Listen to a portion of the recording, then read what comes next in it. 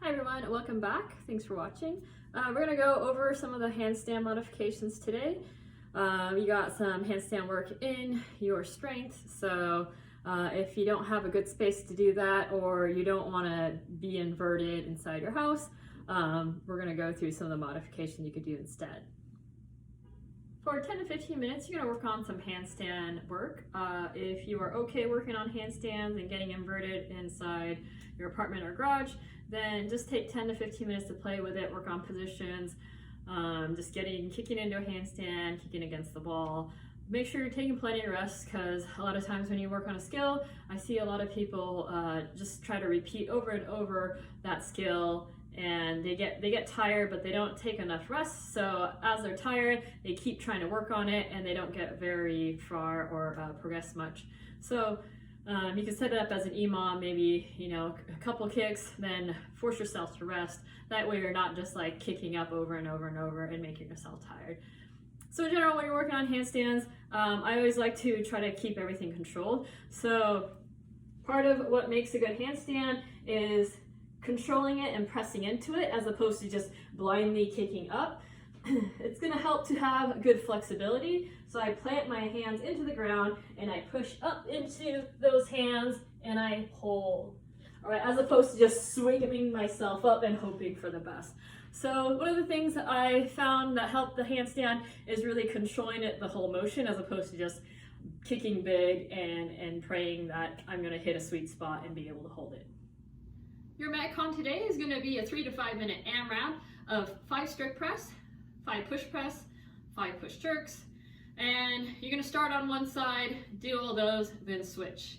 Now if you have a light weight and you're able to get through many rounds, do the lesser time, so about 3 minutes, maybe even 4 if you want. And then you're going to do 5 strict press, so keep that belly tight, everything fixed without moving anything. You're just using your shoulder, pressing that weight overhead, strict press. Then you have push press, 1 dip, drive, using the explosive power from your hips and legs. You're getting that weight over the shoulder. And then you have push jerks. You're going to dip down and dip back under it to get it over the head and finish in a full extension. So if you have light weight, you're able to get through many rounds, then do only 3 or 4 minutes, like I said. If you have a heavier weight and doing that one is really hard and you're barely getting, one set of each in 3 minutes, then you might want to go for a little bit longer. That way you're getting like 2 sets of each there. If you only have one heavy object, you can do using both arms, going strict press, push jerk. Okay, so some things to change it up depending on what objects you have. So if you don't have a dumbbell, you could always just use an object, going 5 strict press, push press into push jerks. All right, so if you don't have a dumbbell, or maybe you just have something that's really heavy and it's going to be almost impossible for you to get 5 strict press, find another object. You could use a jug of water, you could use a bottle of wine, anything that's going to be weight, and you could always just do more reps if it's light. All right, so give that a shot, and then you're going to take a 3-minute rest, and you're going to move on to the next AMRAP. The second 3-minute AMRAP, you have left arm thrusters. So you're going to squat down, and then you're going to drive that weight over the shoulder in one motion for 5 reps. Following those 5 reps, if you can, you're going to keep it overhead and you go into 10 overhead lunges. So it's going to be 5 each leg. So you're going to lunge, making sure that that knee doesn't pass the toes. You're trying to keep your torso upright as you lunge down and up. So get 5 on each leg, 10 total, and then you're going to switch sides and do thrusters on the other side.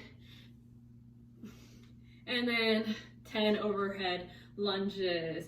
And you're going to continue on for 3 to 5 minutes. Again, it depends on what the weight is that you have for the dumbbells. If it's heavy and you can't go very long, keep it at 3. If it's light and you could go more rounds, more reps, you could go for longer. You could just go all out and try to get as many as you can. And if your heart rate spikes and you call that good for 3 minutes, that's totally fine too. So you did a lot of shoulders today, right? We did a lot of handstand work, and then you have a lot of shoulders in both those AMRAPs.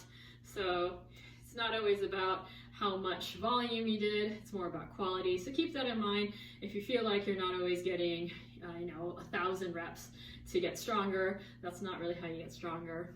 So it's okay, just do what you can during this time of quarantine and keep up your fitness.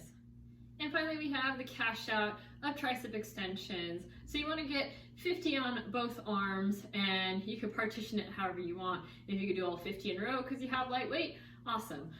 If you need to break it up into sets of 10 and do 5 sets of 10, that's totally fine. But try to get 50 on each arm, and key is not letting that elbow move, right? So if you're letting that elbow move back and forth, you're not working the tricep. So make sure you keep that elbow locked in when you do your extensions. Whether you use a dumbbell, you could go overhead, you could lie on the ground, do skull crushers with both arms or one arm. You could always use a band. You could step on the band. Many, many ways to do these tricep extensions. Just in general, you want to keep the elbow locked in place and work on straightening and bending the arm. So get those tricep extensions in. Always you can look on YouTube, Google, and if you Google tricep extension, you could probably find 20 different variations that you could use even at home. All right, so have fun with that, and I'll catch you again next time.